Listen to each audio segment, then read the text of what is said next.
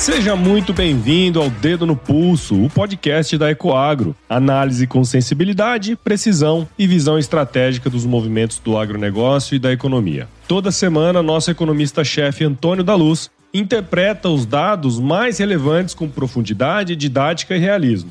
Um conteúdo direto da fonte, com tudo o que você precisa saber sobre macroeconomia, mercado agropecuário e o cenário político e econômico. Porque para antecipar tendências, é preciso ter o dedo no pulso do mercado. Ecoagro, o elo entre o agronegócio e o mercado de capitais.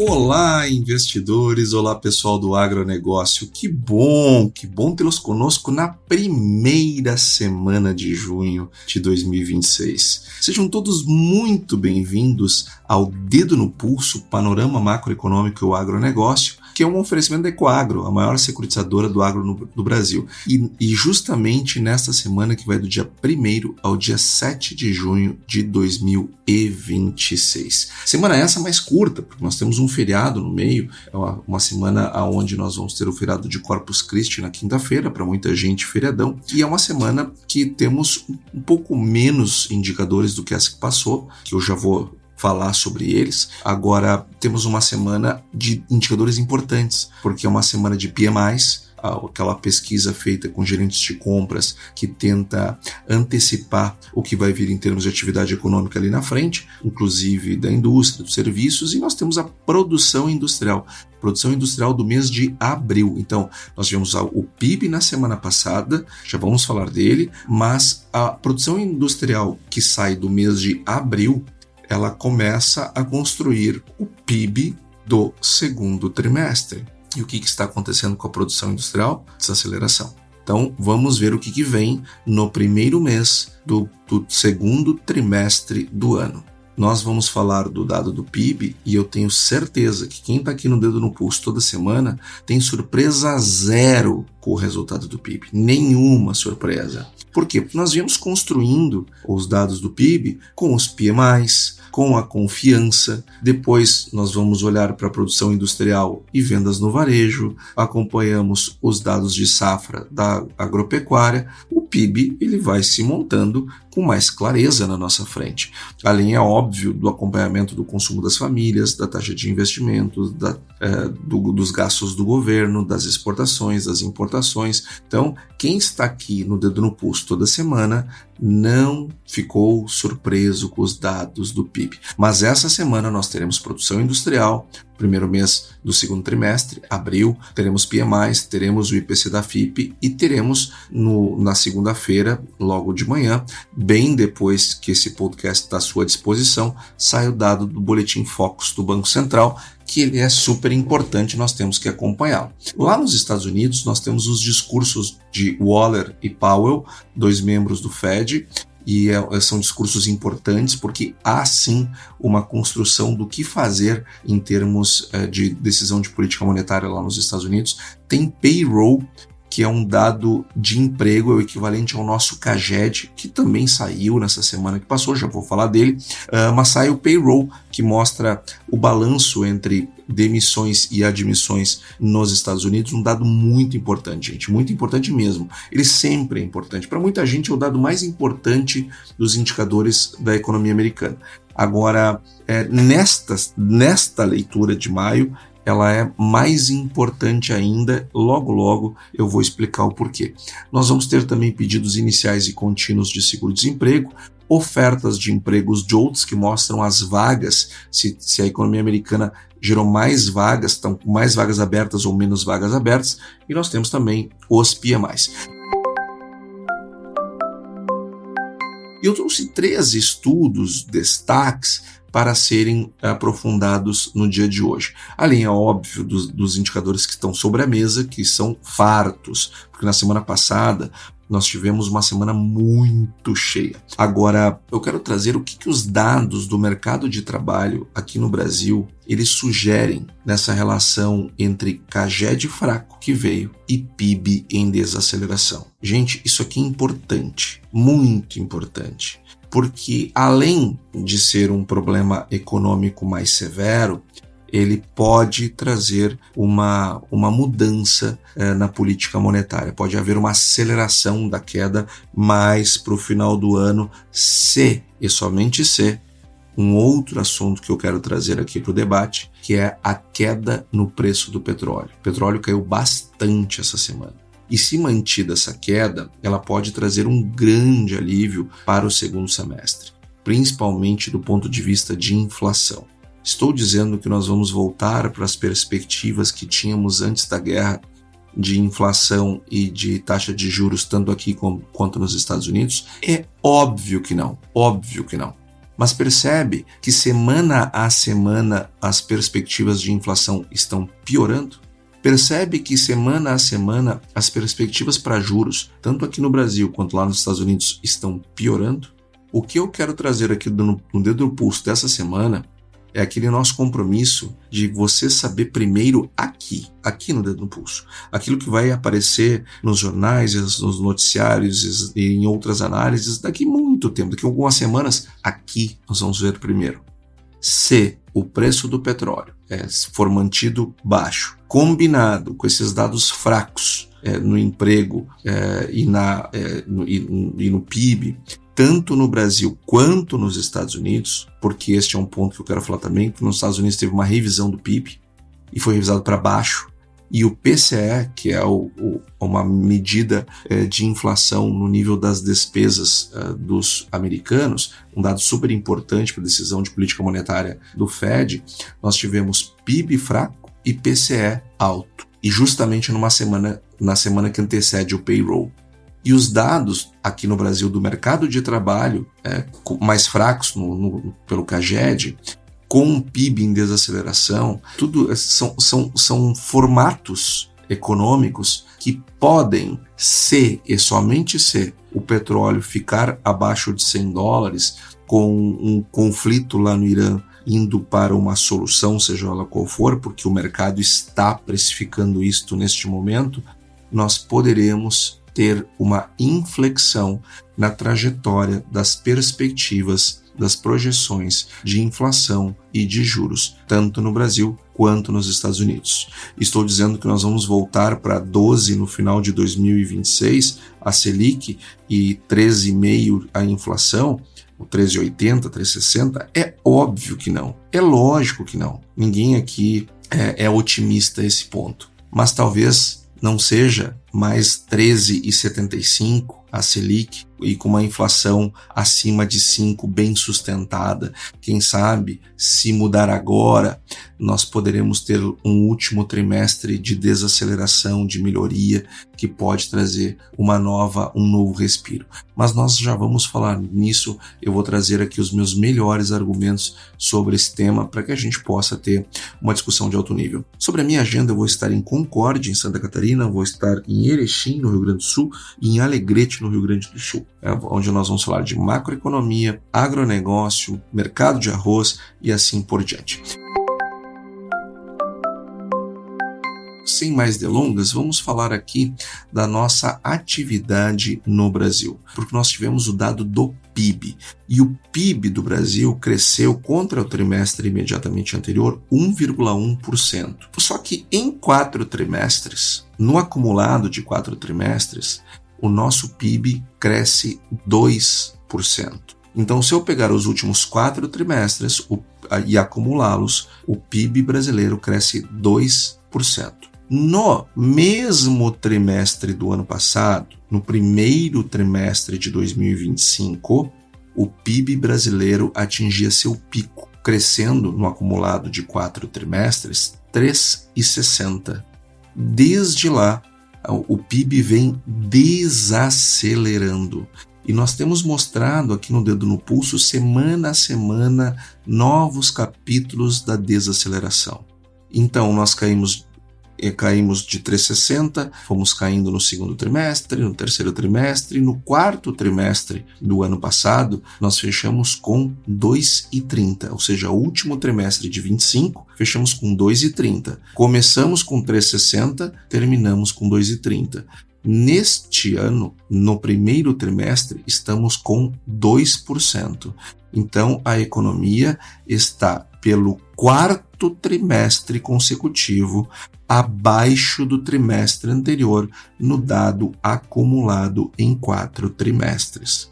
E este crescimento contra o trimestre imediatamente anterior, ele foi puxado, para variar, pelo setor agropecuário, porque foi um crescimento de 2%.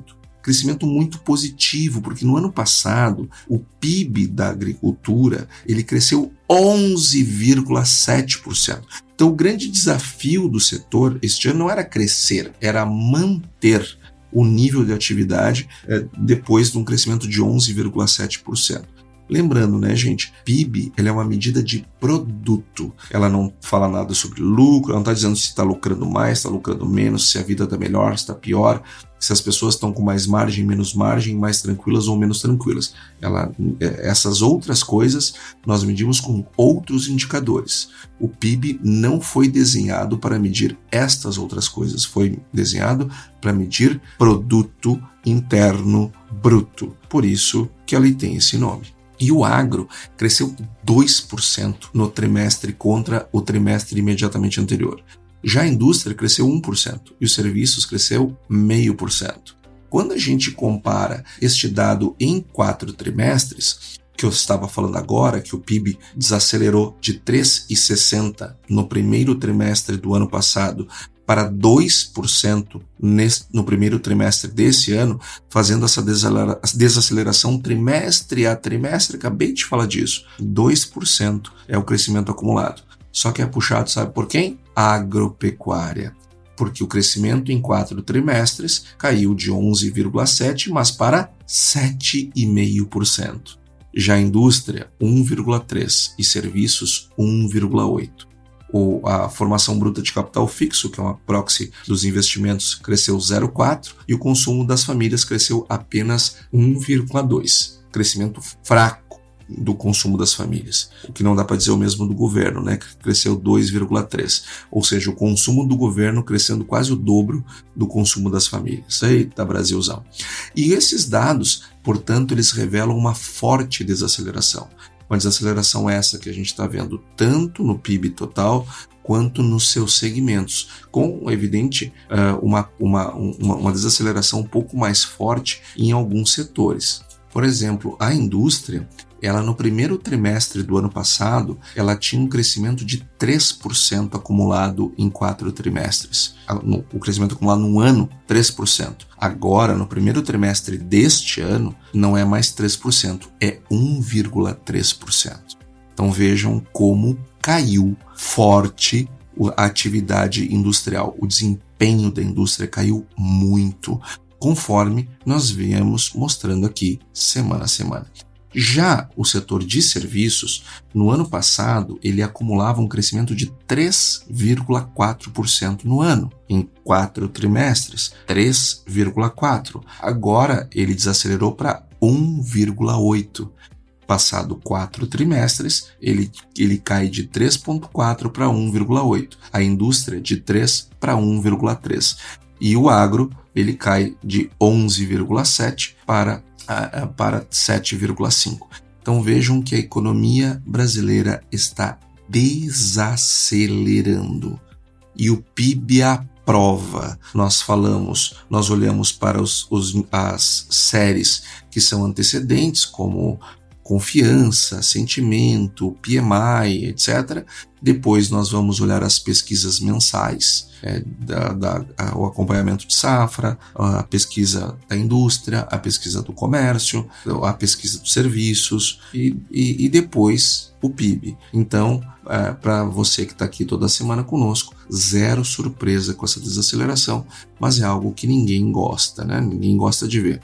E o IBGE, na sua apresentação, ele trouxe algo muito interessante que eu fiz questão de trazer para cá, que ele fez um gráfico com o patamar do PIB pela ótica da produção, e fez isso a partir de uma série encadeada e com ajustes sazonais, desde 2010. E ele chamou, então, o dado do quarto trimestre de 2019, foi o momento que ele fez o corte do ajuste sazonal. Então, o que nós estamos vendo? O setor que mais cresceu disparado de 2010 para cá foi o setor agropecuário. Para nós termos uma ideia, o setor da indústria, ele cresceu do número índice de 160 para 197. Então, ele cresceu 37 pontos desde 2010. Já o setor de serviços também partiu de 160 pontos e ele fechou em 206. Então, nós estamos olhando aqui para 46, 47 pontos, se eu considerar o dado depois da vírgula. Só que o setor agro, ele sai de 170 em 2010 para 297 no primeiro trimestre de 2026. Um crescimento de nada mais, nada menos de 127 pontos. Então vejam que esse crescimento bem maior do setor agropecuário, ele não aconteceu hoje nem ontem. Isso aqui no dado do IBGE, que ele chamou atenção para esse fato, o setor agropecuário tem sido o principal motor do crescimento econômico brasileiro há bastante tempo. Por isso que eu fico até estarrecido como economista, como que este é um setor tão desprezado por setores do governo, porque é um setor que responde muito rápido do ponto de vista econômico. E se não fosse esse setor, o crescimento do Brasil e, sobretudo, dos outros setores que também são encadeados com agro, eles teriam tido um desempenho bem pior. Então esse é um setor que responde muito rápido. E olhando agora, olhamos para o PIB, mas o PIB passou, gente. Agora eu tenho que olhar para frente. E a confiança do consumidor, ela teve uma ligeira queda no mês de maio em relação a abril. Nós, em abril, tínhamos melhorado em relação a março, e março tínhamos melhorado em relação a fevereiro. Pouca coisa, mas melhorou. Agora, maio teve uma pequena piora, interrompendo 2 meses consecutivos de melhora. Então, o segundo mês do segundo trimestre, que é maio, desacelerou, o que pode ter impacto ali na frente nas medidas de vendas do comércio. E agora eu quero trazer um dado, um dos primeiros estudos que nós vamos discutir hoje, porque a taxa de desemprego no Brasil, aliás, o CAGED no Brasil, ele teve uma desaceleração muito forte. Nós tivemos em abril uma geração de 85,9 mil postos de trabalho, bem abaixo da expectativa do mercado e 64% menos do que abril do ano passado. Gente, 64% a menos de geração de vagas do que abril do ano passado. Isto, em parte, uma taxa de desemprego baixa traz uma desaceleração, é normal, não tenha dúvida, mas a taxa de desemprego, ela tem um comportamento sazonal. Ela sobe em janeiro, sobe em fevereiro, sobe em março, todo ano assim. E aí, em abril, ela cai. E nós tivemos uma queda como sempre temos. Em abril, cai a taxa de desemprego, mas ela caiu menos do que nos anos anteriores. Ela teve um desempenho mais fraco. E isso começa a nos trazer algumas preocupações, algumas reflexões que precisamos ter em relação ao mercado de trabalho no Brasil, porque ele fala, com certeza, sobre juros, porque lembra que toda vez que eu trago aqui as atas do Copom, os comunicados do Copom, a fortaleza do mercado de trabalho tem sido uma preocupação do Copom na hora de definir taxa de juros. Eles sempre ponderam, olha, a economia está desacelerando, o que é benigno para uma decisão de redução de juros, entretanto, o mercado de trabalho continua bastante resiliente. Isso eles sempre trazem. Só que agora, pela primeira vez, nós vimos algum sinal que essa resiliência pode estar abrindo uma brecha, porque o mercado de trabalho ele segura o consumo, mas o CAGED ele deu um alerta, porque quando eu tenho um consumo que está conseguindo se manter no Brasil, ainda que em desaceleração, sem colapsar, sem nada, baseado, calcado, ancorado no mercado de trabalho, e aí o mercado de trabalho dá uma derrapada na pista, opa, por um lado, me acende um alerta de desaceleração econômica mais forte. De outro, me abre uma janela de possibilidade para uma redução de juros mais intensa caso o petróleo se mantenha abaixo de $100. Porque nós temos que olhar para o Brasil, para esses dados de trabalho que nós tivemos nessa semana, que no caso CAGED e taxa de desemprego, eles contam duas histórias ao mesmo tempo. E essas duas histórias, elas são bastante verdadeiras. A primeira história é que o desemprego ele chega a 5,8%. Ele é um recorde histórico de baixa, não tenha dúvida, embora o abril não tenha caído tanto como os abrios dos anos anteriores. Agora, a renda média está em R$ 3.732. Esse dado ele sai da PNAD, que é a mesma pesquisa que vai trazer também a taxa de desemprego. Por qualquer métrica, o mercado de trabalho brasileiro está no melhor momento da série histórica. Ponto. Isso não tenha dúvida. Nós estamos com o mercado de trabalho no melhor momento da série histórica. Eu não estou aqui discutindo informalidade, nada disso neste momento. É os dados como eles são, com a frieza que eles têm. O arcabouço de problemas que nós temos hoje, eles tinham também lá no início da série histórica. Então eu não estou comparando alhos com bugalhos, eu estou comparando a mesma coisa. Então a primeira história que estes dados mostram é que nós temos uma baixa taxa de desemprego, um recorde histórico e uma renda média de 3.732. Agora tem uma segunda história, que não vem da taxa de desemprego, ela veio do CAGED de abril, porque ele decepcionou ao termos só 85,9 mil vagas criadas com carteira assinada. E aí então, este dado acumulado em 2026 está em 699 mil vagas. Este é um ritmo claramente abaixo do registrado em 2025. E com o mar de informalidade que o Brasil tem, nós não podemos fazer um paralelo como a gente faz com os Estados Unidos. Estados Unidos, quando o payroll deles vem fraco e a taxa de desemprego está bem baixa, eu vou fazer o seguinte raciocínio, mas que não tem da onde vir gente, só se abrir as fronteiras e começar a imigrar mais gente. Agora, no Brasil, eu não posso fazer esse raciocínio, porque 39% da força de trabalho brasileira empregada, ela é informal, 39%. Então, e o CAGED é carteira assinada. Então, eu tenho um contingente gigante para botar de trabalhadores dentro do CAGED. Então, se eu tenho, em 2026, 699 mil vagas criadas e é um ritmo claramente abaixo do registrado de 2025, o motor deste emprego ele ainda está ligado, mas com certeza ele perdeu a aceleração.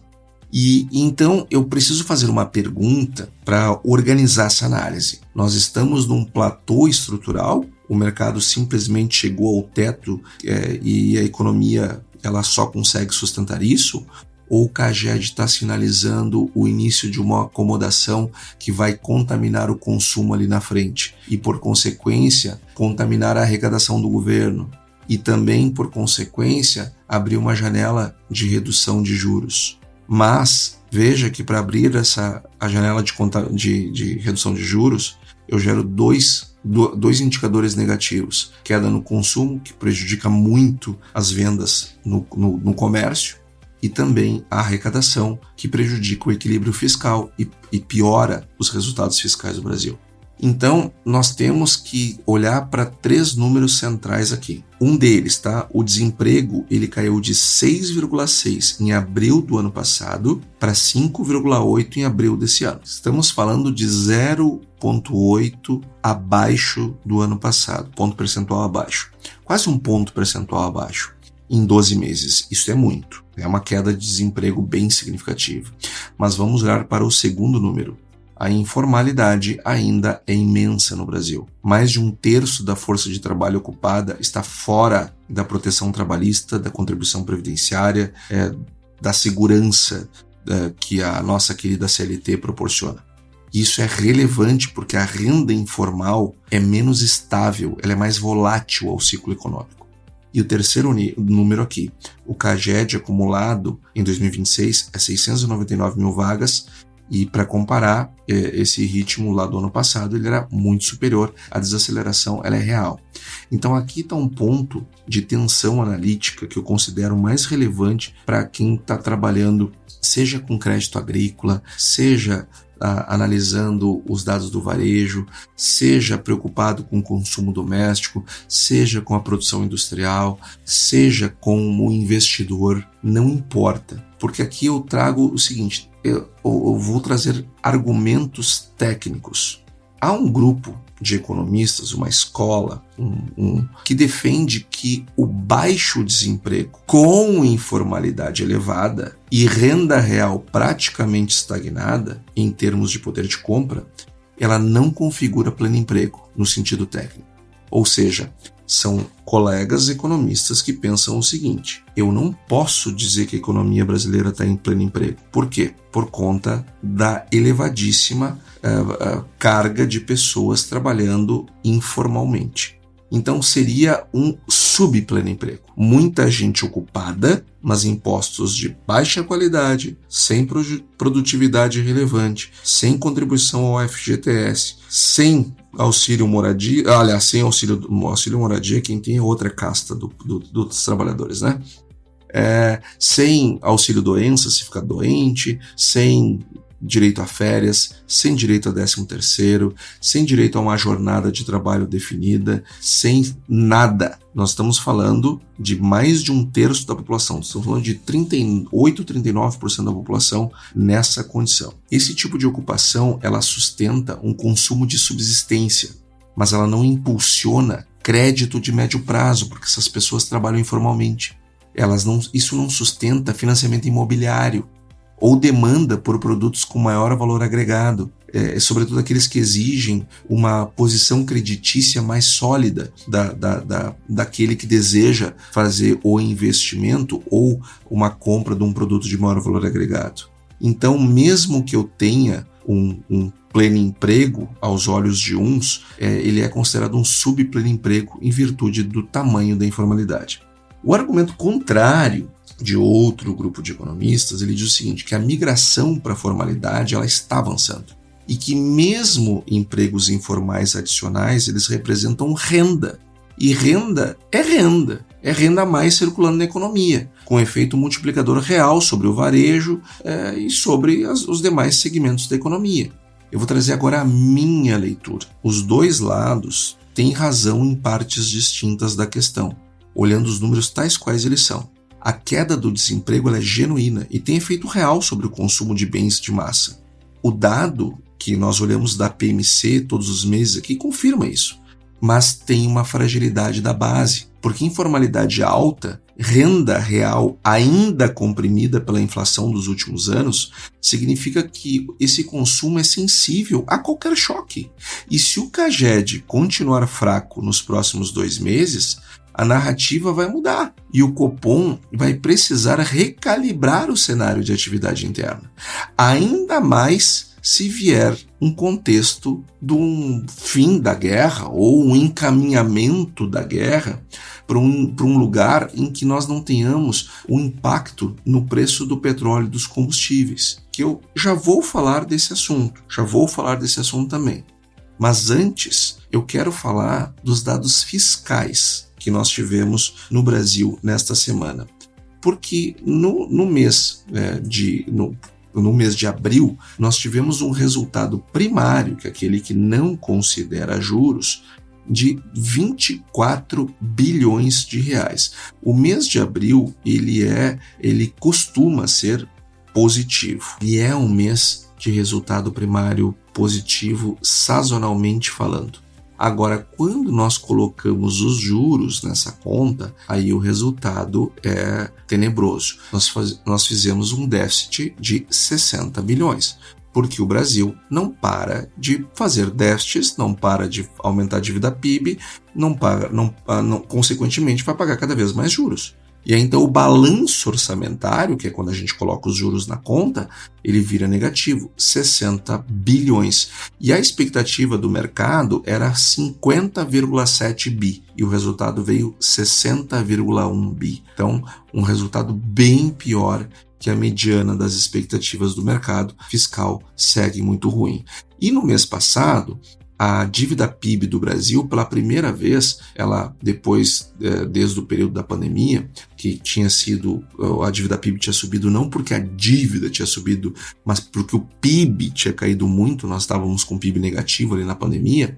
Agora, nós voltamos a ter uma dívida PIB acima de 80, já no mês passado, 80,04. E este mês de abril que passou, a dívida PIB ficou em 80,37%. 80,4% é a dívida PIB brasileira. Então, nós tivemos um aumento, um novo aumento da dívida PIB do Brasil, mesmo num mês que costuma ser benigno.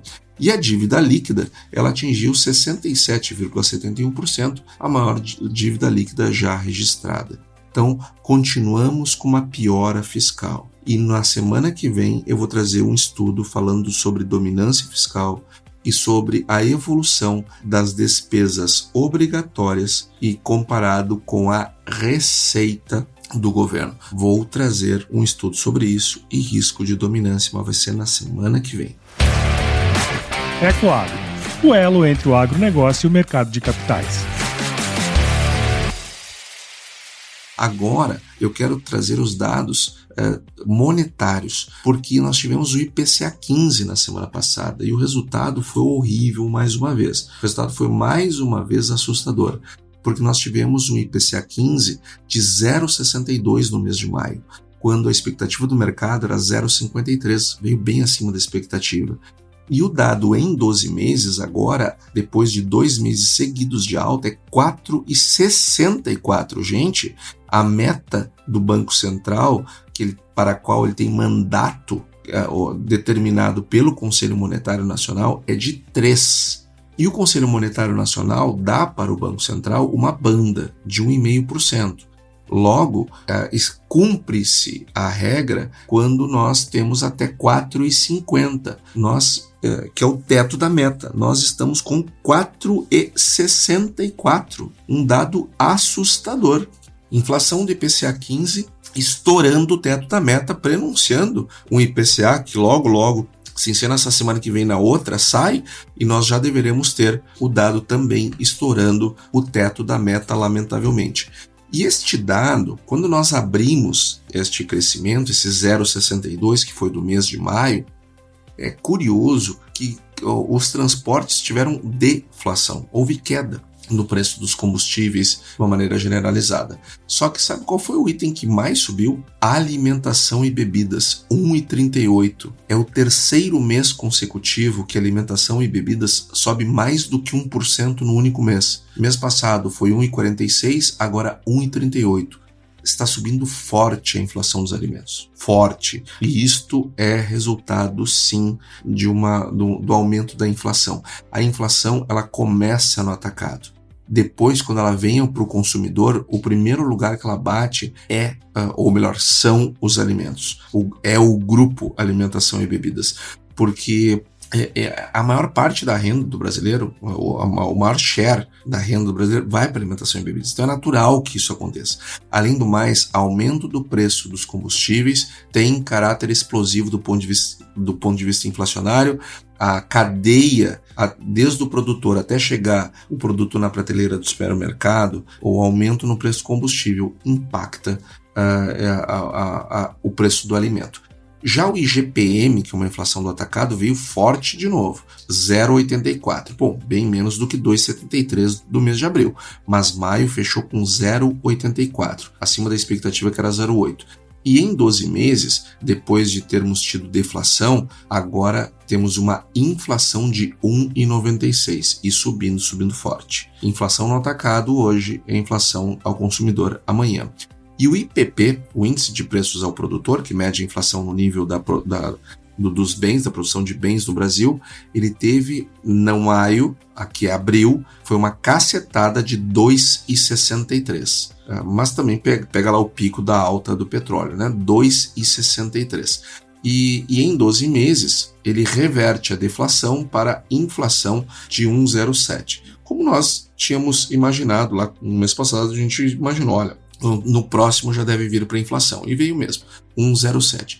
E o Boletim Focus, ele trouxe um aumento do IPCA pela 11ª semana seguida para o ano de 2026. E ultrapassou a barreira dos 5. Agora a projeção do mercado é 5,04. E para 27 voltou a subir, agora 4,01. Uma alta pequena, é verdade, mas subiu. E a Selic no final de 2026 voltou a subir, agora 13,25. E para o ano que vem, 11,25. Então vejam que nós estamos com uma perspectiva de Selic alta e inflação desancorando semana a semana. Porém, com este dado do mercado de trabalho que eu trouxe, combinado com todo esse estudo que eu já fiz, combinado com essa fraqueza da atividade econômica, com essa desaceleração, etc., e esse dado do CAGED, ele pode sinalizar para um contexto mais favorável à redução dos juros e mais benigno para a inflação. Basta o petróleo nos ajudar. Basta ele nos dar uma mãozinha que vai acontecer. E os empréstimos bancários, eles tiveram um crescimento de 0,42 neste mês. E quando nós olhamos o trade, o balanço entre fluxo cambial e investimentos estrangeiros diretos, nós tivemos uma saída do Brasil de dólares de 1 bilhão 760 milhões em forma de transações correntes no mês de abril, que pega o resultado da balança comercial, balança de serviços e transferências unilaterais. É uma queda, uma piora de 8% em relação a abril do ano passado, então saiu 1 bilhão 760, mas entraram em forma de IED, investimento estrangeiro direto, 8 bilhões 910 milhões. Então foi ampla a vantagem de entrada de dólares do que saída de dólares no mês de abril de 2026. Não foi à toa que nós tivemos uma queda na taxa de câmbio. E agora eu quero falar sobre Estados Unidos, porque, começando com a atividade, nós tivemos o dado de seguro-desemprego, que ficou em 215 mil pedidos, os pedidos iniciais, estável nas últimas 3 semanas, mas nós tivemos uma revisão do PIB para baixo. O PIB foi revisado de 2% no primeiro trimestre desse ano para 1,6%. Então, o PIB ele é menor do que se esperava no primeiro trimestre. E este dado traz muita preocupação, porque nós temos que olhar uma combinação de fatores que está acontecendo nos Estados Unidos. De um lado, um PIB fraco. De outro, eu tenho um PCE, que ele é um índice de inflação, um índice de preços que mede as despesas pessoais dos americanos e que tem ele é muito influente na decisão do Fed. Ele veio muito forte. O dado, ele veio, o núcleo veio com um crescimento de 0,24 e o dado em 12 meses está em 3,77. Lembrando que a meta é 2, está em 3,77. O núcleo em 12 meses está 3,29. Então, nós estamos com uma inflação forte nos Estados Unidos, muito forte. A inflação está subindo e a economia está desacelerando. E isto é óbvio que precisa trazer uma preocupação. Porque eu tenho de um lado um freio brusco, que é o PIB, revisado para baixo, e um PCE que está subindo. E eles nos dizem, esses dados nos trazem informações importantes sobre a economia. Então, eu quero começar falando do PIB, porque este PIB revisado, ele pode não ser uma queda dramática, e não é, mas o contexto ele importa muito. Que ao mesmo tempo, o núcleo do PCE subiu muito, subiu forte. E esse é um índice que o Fed usa como referência. Ele está em 3,3% ao ano, como eu disse, para uma meta de 2%. Logo, a inflação não cedeu, mas o crescimento desacelerou. E este é o cenário que nós chamamos de estagflação leve. A economia americana, nós já podemos dizer que ela está com uma estagflação leve, mas está. Não é aquela estagflação clássica dos anos 70 e de outros períodos difíceis que nós vivemos, mas ela está com uma estagflação. Pode não ser lá os 2 dígitos da década de 70, mas é uma estagflação. Baixa, mas é. É uma combinação incômoda. Crescimento baixo, crescimento abaixo do potencial e inflação persistente acima da meta. E um banco central sem muito espaço para manobra. É uma situação e tanto. E aqui eu quero trazer um pouco do arcabouço teórico para que a gente possa revisar alguns conceitos que nós já discutimos aqui no Dedo no Pulso, mas é sempre bom lembrar. São 3 conceitos aqui. O primeiro é a curva de Phillips dinâmica, que é a ideia original, que é um trade-off entre inflação e desemprego. Então eu tenho que escolher, ou se eu quero diminuir desemprego, eu tenho que aceitar um pouquinho de inflação e vice-versa. E ela foi refinada por Friedman e Phelps nos anos 60. Agora, a versão que é a versão dinâmica, ela incorpora as expectativas.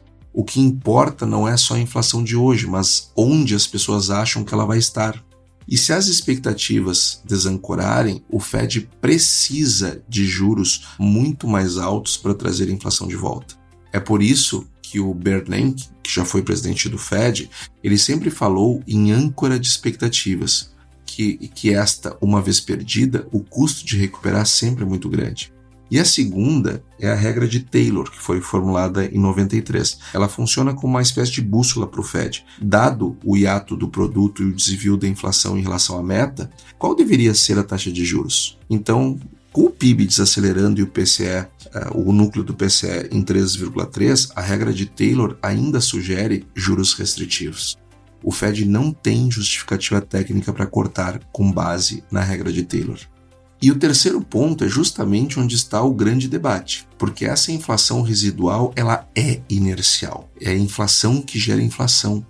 E ele é inercial desde as tarifas, quando foi aumentado no ano passado. E depois eu tenho choque de oferta do petróleo. Então, o que eu tenho aqui? É uma inflação inercial que é um resíduo do que aconteceu lá atrás? Ou é demanda aquecida ainda? Porque dependendo da resposta muda tudo. E aí então eu tenho 3 números aqui na semana. Um deles é o núcleo do PCE, 3,3% ao ano, numa meta de 2%. É 1,3% a mais do que a meta. Isso não posso dizer que isso é um ruído, porque não é. 2, o PIB desacelerou. O PIB está mais fraco do que se esperava. Isso é um crescimento abaixo do potencial histórico, é hiato do produto negativo. 3, o payroll de abril, o payroll de maio sai agora essa semana, mas o de abril já saiu. Ele registrou apenas 115 mil vagas. Então, em março tinha sido quase o dobro. Aí, em abril, veio 115 mil. O mercado de trabalho ainda não está em colapso, mas ele está perdendo velocidade. E aí eu junto os 3. A inflação que não cede, o crescimento que desacelera e o emprego que perde fôlego. Isso não é uma recessão, com certeza não é. Mas também não é saúde plena. Então, veja a situação como ela começa a aparecer algum sinal de mudança no cenário de longo prazo, inclusive dos juros. Porque aqui está o ponto mais importante, mais difícil, inclusive, dessa análise. Porque aí nós temos uma escola de economistas que defende que o Fed deveria ignorar o PCE acima da meta e cortar os juros agora. O argumento é que a inflação que persiste é resíduo das tarifas de importação dos anos anteriores, por conta do choque do petróleo, não é demanda aquecida, é um custo que foi repassado. Se o Fed mantiver os juros restritivos, vai derrubar a atividade sem precisar, porque a inflação vai cair sozinha conforme efeito das tarifas e da queda do preço do petróleo vão se dissipando ao longo do tempo. Mas tem outra escola, que é a minha, inclusive. Aliás, é a que eu acredito, é aquela que eu sigo, que é aquela baseada em evidências. É aquela que, quando a gente bota os dados, as coisas fecham. As evidências empíricas se mostram verdadeiras. Desde lá daquele debate que eu já trouxe aqui do Arthur Burns versus o Paul Volcker, como também o Larry Summers, que eu também já trouxe aqui, é o nome mais visível dessa escola, ele sempre faz o seguinte alerta, é o risco de repetir os anos 70, e eu tenho que trazer o Paul Volcker de novo. Naquela época, o Fed afrouxou cedo demais, a inflação voltou com força e aí foi preciso os juros que o Paul Volcker botou lá em cima de 2 dígitos, subiu para 20% a taxa de juros dos Estados Unidos para conseguir debelar a inflação. E ficou uma cicatriz horrorosa, que até hoje a gente olha e percebe. Quem viveu aquilo não esqueceu, quem estudou aquilo sabe que estamos falando de algo muito forte. Então o debate do Summers versus a corrente mais dovish do próprio Fed é exatamente esse. Nós estamos diante de uma inflação transitória 2.0, onde a tentação de cortar antes da hora pode custar caro, ou estamos diante de uma rigidez monetária que vai produzir uma recessão desnecessária. E aí eu trago a minha leitura. Com as expectativas ainda não plenamente ancoradas na meta, o mercado de títulos ele implica inflação de longo prazo acima de 2,5%. O Fed não tem espaço técnico para cortar antes de ver estes dados do PCE convergindo para baixo. Hoje, o Fed tem todos os motivos do mundo para discutir alta dos juros esse ano e não baixa. E nessa semana nós vamos ter, além do Waller, o chairman Jerome Powell falando. Aliás, o chairman não, o ex-chairman, o chairman agora é o Kevin Warsh. O ex-chairman do Fed falando, ele não é mais o chairman, mas continua diretor e é uma voz importante do Fed. E aí eu estou muito curioso para ver o que eles vão trazer. Eu acho que serão discursos hawkish ainda. Agora, esta situação nos Estados Unidos, ela requer uma atenção bastante grande. Nós temos que ficar bastante atentos. Afinal de contas, todos nós estamos torcendo para o melhor da economia. E agora, pessoal, eu quero falar sobre o DXY, que ele ficou estável essa semana, fechou em 98,8, e a taxa de câmbio, ela continua subindo. Ela subiu mais um tantinho, fechou em 5,04 essa semana.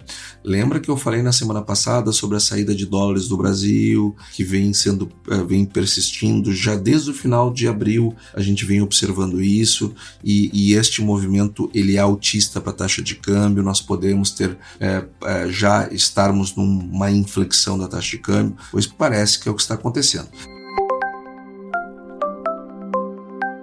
E o petróleo despencou 17% nessa semana, fechando a 91,58. Uma queda muito expressiva da taxa de câmbio, aliás, do preço do petróleo. E este é, sem dúvida, uma situação bastante interessante, bastante alvissareira, porque quando eu pego guerra, petróleo, Estreito de Hormuz, isso me lembra inflação. E esse é o terceiro tema da semana, que é o que mais tem movimentado as salas de reunião dos grandes bancos, dos grandes fundos, das grandes corretoras e a nossa na Ecoagro, sem dúvida. Porque este tema ele impacta nos demais. Os Estados Unidos e o Irã, eles avançaram para um cessar-fogo de 60 dias. E com isso o Brent recuou cerca de 20%, foi 17%, 18% na semana. Desde o pico foi 17% na semana, mas desde o pico de 2026 foi cerca de 20%. E ele chegou aí aos $91 o barril. É a maior queda mensal desde a pandemia, para nós termos uma ideia. E para o Brasil, esse movimento ele não é pouca coisa, porque ele tem consequências diretas do IPCA, como nós viemos mostrando desde o início da guerra. Fiz vários estudos mostrando sobre isso. Aliás, esqueci de dizer, né? Já tinha me esquecido. Agora o foco está em 5,04. Lembra que nós mostrávamos que eu fiz um estudo que mostrava logo que a guerra começou, logo que o petróleo passou de $100, mostrei, olha, petróleo persistente acima de $100, entre 100 e 110, é inflação na casa de 5,5%, 5,6% ao ano. Aí a cada $10 que subiu o barril do petróleo, subia mais a nossa projeção de inflação. Vocês devem lembrar disso. Quem está aqui toda semana lembra.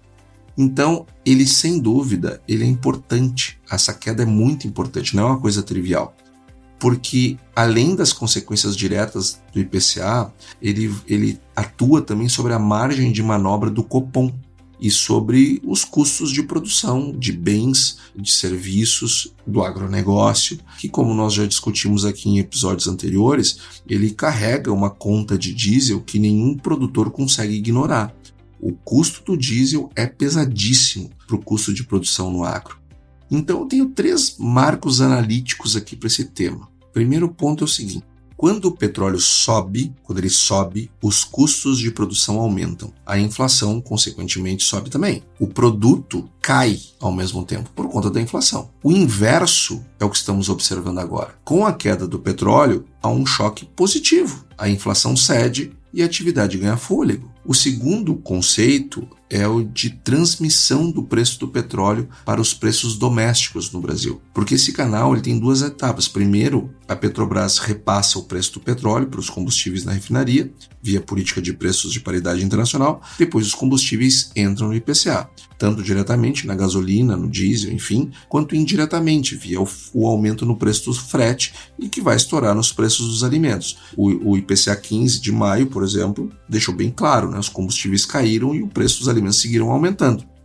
Agora, é evidente que eu estou falando aqui de um preço da Petrobras sobre os 70% lá do que ela regula do diesel, porque tem o diesel que é importado, esse não tem perdão, esse já entrou mais caro e já virou a inflação que nós vimos. E o terceiro ponto, que é lá o do Mandel e Fleming, ele, para a economia aberta, ele diz o seguinte, que choques externos, eles afetam o câmbio, afetam também os juros e atividade, e faz isso simultaneamente. Então, uma queda sustentada no petróleo, ela aprecia o dólar globalmente, ou seja, sobe o dólar, consequentemente as taxas de câmbio, porque os países exportadores de petróleo vendem menos dólares no mercado. Mas para o Brasil, que é importador líquido dos derivados do petróleo, o efeito líquido sobre o câmbio e sobre a conta corrente ele é positivo. Então, nós temos que levar isto em consideração. Então, eu tenho uma queda no barril do petróleo, sem dúvida. Eu tenho um IPCA 15 de maio muito forte, principalmente na inflação dos alimentos. E eu tenho um Copom que, na última decisão, ele citou explicitamente sobre as incertezas geopolíticas, como razão para não sinalizar os próximos passos. Então, ele só não sinalizou queda por causa das incertezas geopolíticas. Então, a queda do petróleo retira parte dessa incerteza. E isso importa para o guidance, não tenha dúvida. Então, o ponto central desse debate aqui é o seguinte: se o cessar-fogo se consolidar e o petróleo recuar para uma faixa entre 75 e 80 dólares, hoje está 91, que é um nível que elimina a maior parte do prêmio de risco geopolítico do Brent, isso abre espaço real para o Copom ser mais agressivo nos cortes de Selic. Não agora, mas ao longo do segundo semestre. O mercado de juros já está começando a precificar isso, porque a curva de DI ela está embicando para baixo nos vencimentos mais longos. Então, o mercado já começou a sentir isso. Mas tem um risco real que não pode ser ignorado por nenhum de nós. Essas negociações de cessar-fogo com o Irã, ele tem histórico de reversão toda sexta-feira, né? Então, assim como é anunciado, estoura uma bomba em algum lugar. Então, mais um incidente lá no Estreito de Hormuz, por onde passa 20% do petróleo, ele pode fazer o Brent voltar a subir, e subir para cima de 100 de novo, e rápido. Nós já vimos isso acontecer várias vezes, o mercado ele tem memória curta, mas nós aqui no Dedo no Pulso não, nossos episódios ficam gravados. Mas a geopolítica como um todo também não esquece. Então a implicação prática aqui é a seguinte: diesel mais barato reduz o custo de produção. E cada centavo a menos no litro do diesel é significativo numa lavoura, seja de soja, seja do que for. Tem um estudo da Farsul, onde discutimos em episódios anteriores, que mostrou que tem um impacto agregado do diesel nas principais culturas. E ele chega a 7 bilhões de reais por safra só com o aumento do diesel que já tinha sido dado. Se a Petrobras repassasse integralmente o que aconteceu lá fora, não seria 7, seria 7 mais 11 bi. Então é uma situação que, ao vermos um petróleo recuando, nos traz um certo alívio, nos traz um grau de tranquilidade maior do que nós tínhamos. Dá para sair comemorando? É claro que não, mas é um cenário realmente melhor. Agora, quando nós vemos essa queda forte no preço do petróleo, o preço da soja também cai forte. O preço do milho também cai forte. A soja subiu em reais, mas ela caiu em dólares. Os prêmios também recuaram. O preço do milho também recuou para 447 cents por bushel. O preço do milho em Campinas segue caindo, não tenha dúvida, até já vamos colher entre safra. R$ 64,90 está o preço do milho, enquanto o preço do algodão está se segurando. Nessa semana não variou muito, 424 centavos por libra-peso, enquanto o preço do etanol ele deu uma ligeira melhorada nessa semana, mas pouca coisa, R$ 2,25. Enquanto o preço do açúcar teve mais uma semana de queda, $18,66 a saca de 50 quilos. Enquanto o preço do café lá no Cerrado Mineiro fechou a semana em R$ 1.605. É mais uma semana de queda. Então vejam como o efeito do petróleo ele pega também os preços das commodities, faz balançar os preços das commodities. E isto tira um pouco o peso dos fundamentos no curto prazo, sempre fundamentos no longo, mas no curto a gente começa a oscilar mais por conta do petróleo. Agora a gente imagina que nessa semana vai haver uma acomodação nos preços das commodities, eu acredito até numa alta nessa próxima semana lá em Chicago. Então, pessoal, foi isso que eu preparei nessa semana. Eu desejo a todos uma excelente semana e até semana que vem. E aí, você gostou desse podcast? Se gostou, considere compartilhar este episódio com alguma pessoa que irá se beneficiar deste conteúdo e nos ajude a alcançar mais pessoas. O roteiro e apresentação deste episódio foi do economista-chefe da Ecoagro, Antônio da Luz, a produção do Agro Resenha e a edição do Senhor A. Saiba mais sobre a Ecoagro em www.ecoagro.agr.br. Ecoagro, o elo entre o agronegócio e o mercado de capitais.